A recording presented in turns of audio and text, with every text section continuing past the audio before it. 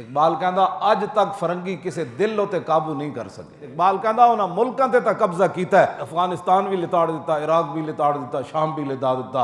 इकबाल कहता सारी जहान भी वो लिताड़ देन ना, दीन फिर भी अंजे रहना है। इकबाल कहता जितने भी यूरोप के तवाफ करन गए अज तक और यूरोप दी गल्लां उन्हें कीतियां, कहता लखां इबलीस सन। इकबाल कहता अज तक मुहम्मद अरबी का गुलाम होवे, लखां इबलीस यूरोप को मुतासिर होए, मुहम्मद अरबी का एक गुलाम भी अज तक यूरोप को मुतासिर नहीं होया। इकबाल कहता मैं भी पढ़न गए सी, मैं भी यूरोप की मैं पीण गए सी, भाई उत्थे इलम पढ़ाया जांदा, मैं आज मैं खाना यूरोप चशीदम बजाने मन के दर्दे सर खरीदम। मैं कहा फिर की लैके आया? कह लगा सर दर्द लैके आया, होर की लैके आया? कहता जितनी देर मैं उतों के फरंगियां को बैठा, बड़े बड़े डॉक्टरों को बैठा, दानिश्वरों को बैठा, साइंसदानों को बैठा, तरक्की पसंदा को बैठा, मैं कहा इकबाल फिर की लैके आया? कहता मेरी जिंदगी का बदतरीन वक्त हो गुजरिया।